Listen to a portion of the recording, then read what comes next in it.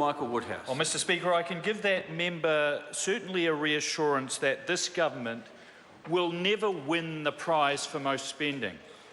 And indeed, Labor have just, and Dr Woods has just reconfirmed the fact that what a Labor government does better than any other is spend other people's money. And why should we be surprised at that, when in the last 5 years of the previous Labor government, public spending went up by 50%. If this government had kept the spending trajectory as Treasury had predicted when it came to office, this country and its young would be $100 billion more deeply in debt than they presently are. And that's the irony of the gloating that the previous government says, well, we had nearly zero net debt, while the legacy they left was a spending program that, were it not reined in, would have our young inheriting $100 billion more than we're presently experiencing. And actually, Dr Woods is right. We would not have spent as much in vote health as a Labor government would have, or at least what they said they would do. It's one thing in opposition, it's another thing in government. $2.2 billion appropriated over the next 4 years for funding pressures and growth in services in vote health.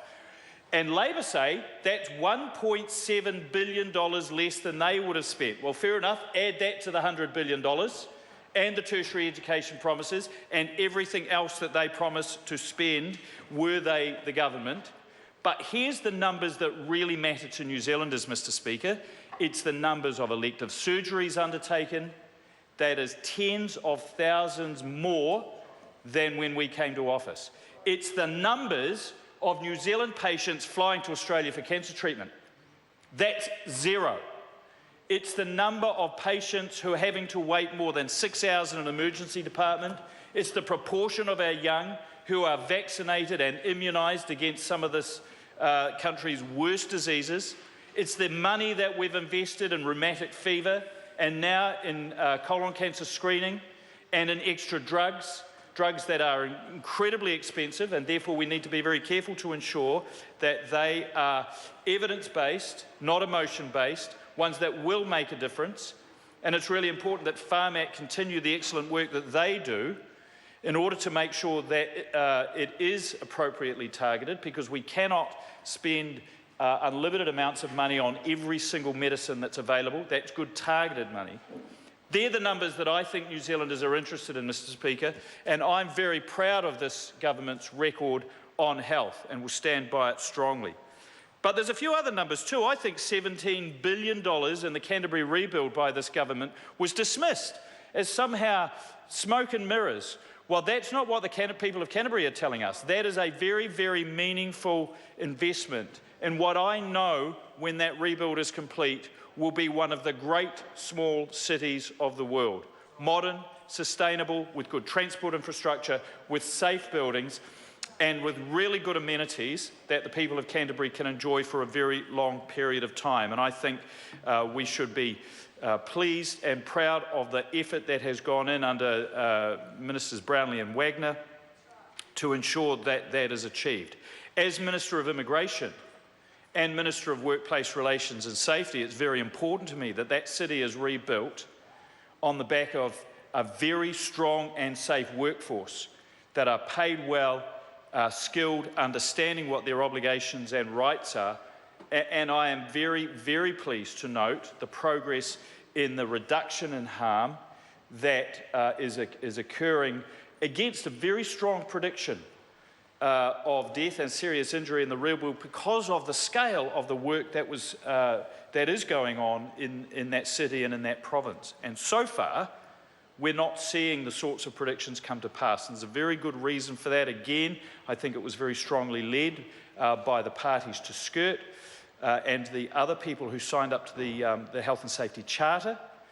And of course, we had a very important piece of reforming legislation that went through the House last year and has come into effect this year that I think will go a long way to supporting, ensuring that everybody who goes to work comes home again safe and well.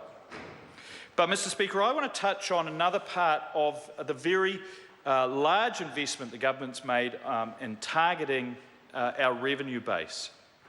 one of the largest appropriations of more than $800 million, $324 million in capital and over $500 million in operational funding to lead the business transformation that IRD is embarking on right now.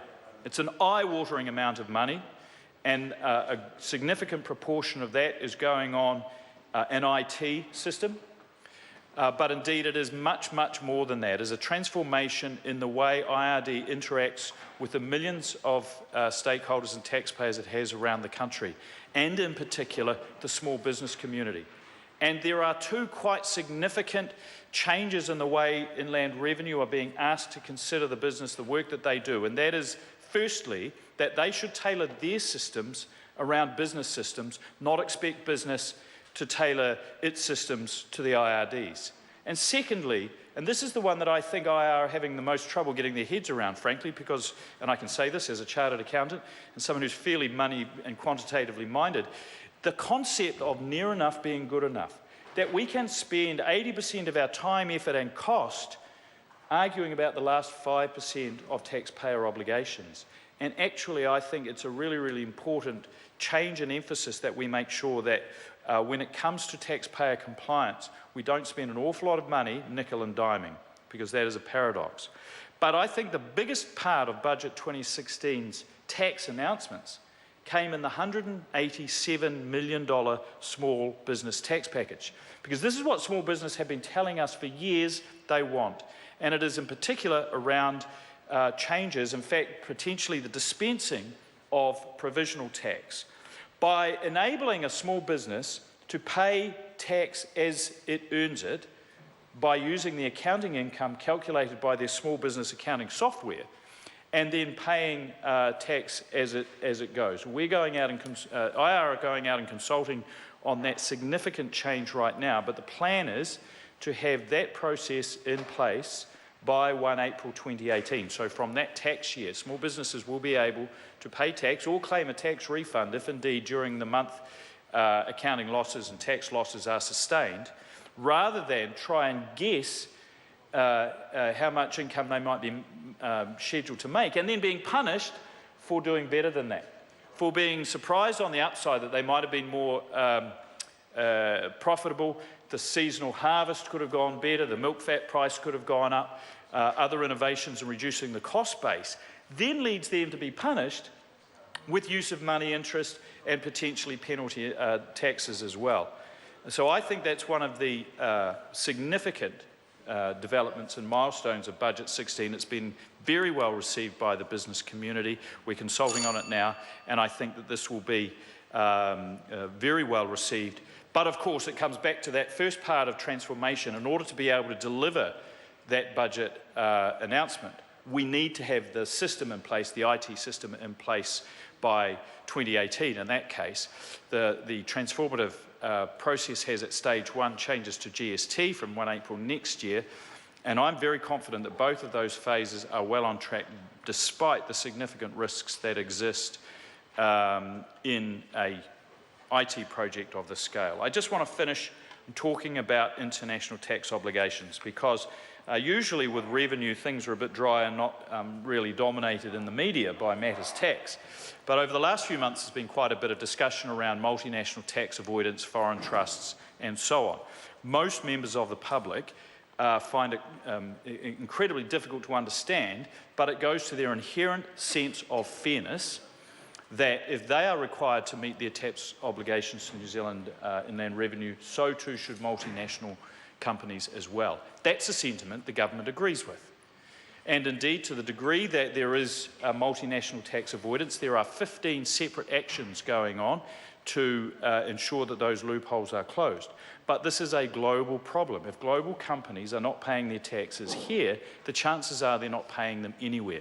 And it's really important, as we get behind the emotional response of this doesn't feel fair, that we don't come to a knee-jerk reaction and put in place policies which in the long run could be bad for New Zealand. And this would erode the budget base, the tax base. If we go out and try and tax a multinational company that doesn't have a permanent establishment here, the retaliatory response could be that companies like Fonterra and Silver Fern Farms that transact business offshore, but their presence is in New Zealand, could be taxed in those offshore jurisdictions, much to the detriment of New Zealand's tax base. So I applaud this budget. I think there's a lot in here to be positive for it, even in the dry area of revenue.